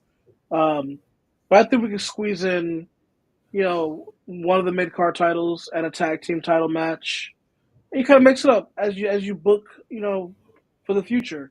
But like we used to see like title defenses so so much frequently. Uh, even I would say up until even as far as like 2015. We used to see like those mid card titles get defended regularly because And that we those were the right, and now those were the workhorse titles. Those we used to see like you know some of the best programs. Like I remember 2016, you had the IC title program between Miz and Dolph Ziggler, which was the career versus title, and Dolph Ziggler eventually went over after like it was a 7 match series, and it was incredible. And that was a mid card title. We can get really good storylines out of like mid card championship belts as long as they are booking them, but they're not booking them, and it just feels like they don't want to book them because they're so, you know, caught up in the world titles. Like the world titles, like all that matters now because you have, six different storylines with six different guys that ultimately revolve around the world championship. You have CM Punk who's mad at Drew McIntyre. Seth Rollins is caught in the middle of that. Then you have uh, Roman Reigns, I want that title back, while Cody is defending it against somebody. So again, that's like six guys all going after the same world championship, and you have to book an entire show around that. It just doesn't make sense. So maybe it's just the fact that the roster is too big. Pause. Or pause. the roster's too big, or like it's just I don't know. They have to find you gotta find the middle ground somewhere because you have these belts that just feel like afterthoughts, and you know it kind of defeats the purpose of having them. Because if you're gonna keep introducing them, like you introduced the Speed Championship, you introduced the World Heavyweight Championship, both in the same year. Speed Championship was defended only on Twitter. Okay, let's find a way to use Twitter, to use the internet as a medium for us to showcase more than just one championship. Now that we're on Netflix, maybe we can show less backstage segments and maybe do a behind the scenes. Like stay tuned after the show for some behind the scenes footage, and that's where you air those backstage segments, and maybe use that time during normal broadcasts to actually show some championship matches. Yeah, Alan. I mean, you make a lot of good points. They are too wrapped up in the world title picture, um, and I feel like that's the difference between this era and previous eras. I feel like the mid card was given more attention, and a lot of stars were able to be built through the mid card. And right now, we really only gotten like Sammy and Gunther recently from the mid card Mm-hmm. guys who have elevated themselves to be in the title picture, even though Sammy doesn't have a belt right now.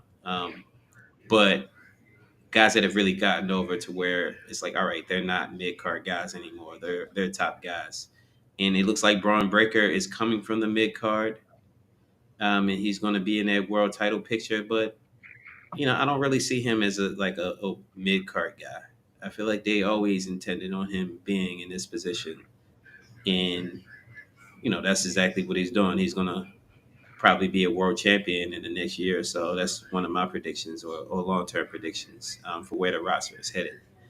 I agree. So yeah, so we gave our Royal Rumble thoughts and results.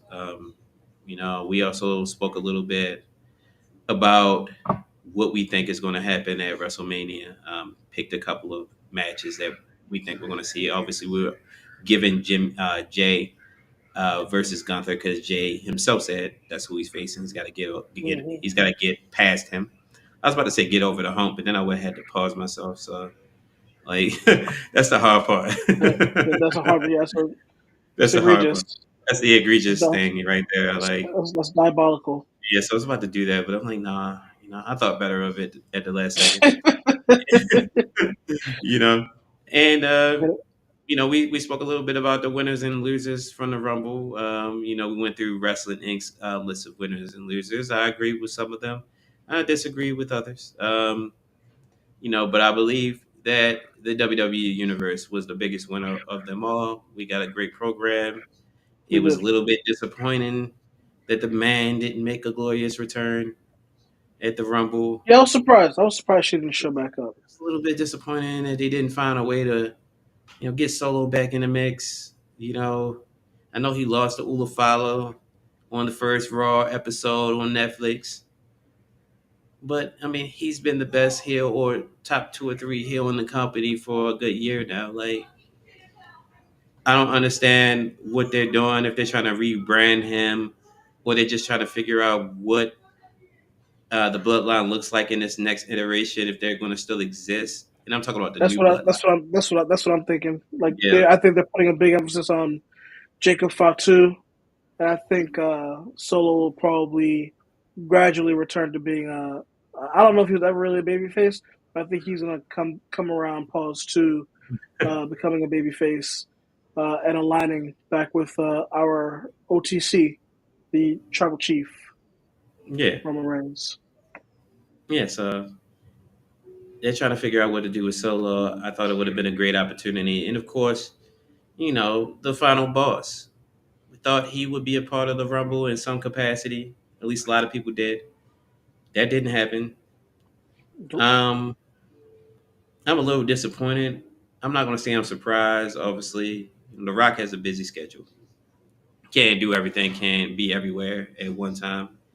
But it just seemed like he's been teasing a long term storyline involving himself, And involving Cody. Cody and Roman, Yep. and now it just looks And like yeah, that even pointless return of bad blood. his The Rock's return at Netflix didn't make a lot of sense. I mean, him putting Cody over, and Yeah, that's right. He did come back on Netflix. he put Cody over. He drank tequila with him. And then he went to NXT the next day and supported Yeah. his daughter. You Like I know, said, I think that ship has sailed, and I think that was the sort of the unspoken confirmation for that. yeah. Well, we're gonna see what happens with The Rock moving forward. And Alan, definitely like to thank you for coming out, man. Like, so second episode, we did it together. You paused I a like both of lot. these. Pause. Well, pause. Big pause on that one. We did it We together. did it together. Pause. Yeah. Oh yeah, Pause. you said every time I reference, I guess you got to call him 47 now. You're gonna say pause. All right, I'm gonna Say allow pause. you. Yeah. Since I'm not, I'm gonna say pause. Pause on that. Hold on. we did it Hold on a minute. together. Pause on that. We did it together. You, Pause. it was amazing. It was amazing. I Bigly, got what I got. I got what I needed. You got what you needed. Pause. pause. But We yeah, did it it was together. very good. It was very good. Very good. Pause. Good people on both No, sides. don't be fooled. Okay. Pause. It's from Pause. they got it from China. China. Get him from China. Kung flu. China. China. China. China, China. China, China. China, China, China. Okay. China. China. Look at the The China crowd is food. gonna be Pause. crowd is gonna be massive, biggest you've ever seen. Pause. Pause. All right, Ali. Yeah, but second episode, we talked about the Royal Rumble first episode. This episode was our reaction to it. Bottom line, you know, we're gonna keep on yeeting, Keep on eating. yeeting. So no yeeting around the bush. But No eating. I'm gonna let you go, Alan. We're gonna wrap this up. We're getting up out of here. So All thanks right, for man. everything, bro. I'm gonna holler Take at you it soon. easy. All I'll right, holler. bet. I'll All right, so yeah, that was Alan. So definitely like to thank him for contributing to my second episode and my first I feel like we did a lot of wrestling talk. Talked about the Rumble. It was a great event. Um, we got Elimination Chamber coming up. Pause. So we will talk about that. We'll talk about Mania. There's a lot of speculation. We'll get into maybe even some NXT and AEW talk when we come back. We definitely talk of wrestling, but I want y'all to know Pause is not just about wrestling. It's not just a WWE show. We're going to talk about pop culture. We're going to talk about sports. We're going to talk about hip hop. We're going to talk about the things that I love. The things that I love, and when I love hard. Pause. I'm up out of here. Shout out to everybody who watched live. Shout out to everybody who's going to watch in the future. I promise you, I'm going to get better at this. I'm kind of trash right now, you know, but that's okay.